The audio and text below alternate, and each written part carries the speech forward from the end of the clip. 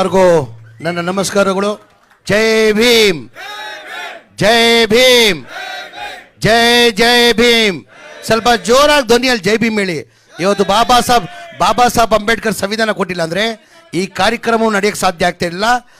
ನೀವು ಇಲ್ಲಿ ನಿಲ್ಲಕ್ಕೆ ಸಾಧ್ಯ ಆಗ್ತಾ ಇಲ್ಲ. ನಾನು ಇಲ್ಲಿ ಮಂತ್ರಿಯಾಗಿ ನಿಲ್ಲಕ್ಕೆ ಸಾಧ್ಯ ಆಗ್ತಾ ಇಲ್ಲ.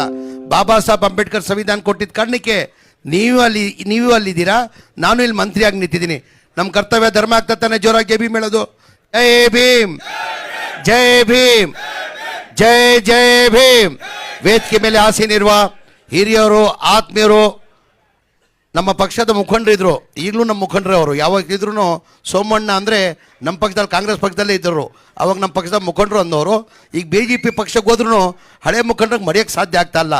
ನಮ್ಮ ಮುಖಂಡರಾದಂಥ ವಿ ಸೋಮಣ್ಣ ಅವರೇ, ಆತ್ಮೀಯ ಸ್ನೇಹಿತರು, ಲೋಕಸಭಾ ಸದಸ್ಯರಾದಂಥ PC ಮೋಹನ್ ಅವರೇ, ರಾಜ್ಯಸಭಾ ಸದಸ್ಯರಾದಂಥ ಲಹರ್ ಸಿಂಗ್ ಅವರೇ, KMDC ಚೇರ್ಮನ್ ಆತ್ಮೀಯರಾದಂಥ BK ಅಲ್ತಾಫ್ ಖಾನ್ ಅವರೇ, ಆತ್ಮೀಯ ಸ್ನೇಹಿತರಾದಂಥ ರವೀಂದ್ರ ಅವರೇ, ಆತ್ಮೀಯ ಆದಂಥ ಆರಿಫ್ ಪಾಷಾ ಅವರೇ, ಕುಮಾರ್ ಅವರೇ, ವೇದಿಕೆ ಮೇಲೆ ಆಸೀನಿರುವ ಎಲ್ಲ ಅಧಿಕಾರಿಗಳೇ, ಇಲ್ಲಿದ್ದಂಥ ಎಲ್ಲ ಆತ್ಮೀಯರೇ, ಇವತ್ತು ಭಾಳ ದಿನದಿಂದ ಆ ಕನಸಿತ್ತು. ಆ ಕನಸನ್ನು ಸೋಮಣ್ಣ ಅವರು ನೆನ್ಸು ಮಾಡಿದ್ದಾರೆ ಅಂತ ನಾನು ಭಾವಿಸ್ತಾ ಇದ್ದೀನಿ.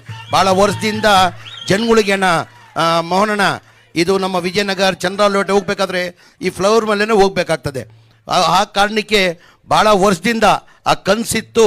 ಆ ಕನಸನ್ನು ಸೋಮಣ್ಣ ಅವರು ರೈಲ್ವೆ ಮಿನಿಸ್ಟರ್ ಆಗಿ ಭಾಳ ವರ್ಷದಿಂದ ಕನಸಿತ್ತು, ಏನು ಈಚೀಚೆಗಿಲ್ಲ. ಭಾಳ ವರ್ಷದಿಂದ ಕನಸಿದ್ದು ಅದು ಯಾರನ್ನು ಮಾಡಿದಂದರೆ ಅದು ಸೋಮಣ್ಣ ಅವ್ರು ಮಾಡಿದಾರೆ ಅಂತ ಹೇಳಕ್ಕೆ ಬರ್ತೀನಿ. ಅದ್ರ ಜೊತೆಯಲ್ಲಿ ಈ ಫ್ಲೇವರ್ ಇದು ಒಂದೇ ಇಲ್ಲ ಮೋಹನಣ್ಣ, ರೋಡ್ ವೈಂಡಿಂಗು ಆಗಬೇಕು. 240 ಕೋಟಿ ಸ್ಯಾಂಕ್ಷನ್ ಮಾಡ್ಕೊಂಡಿದ್ದೀನ.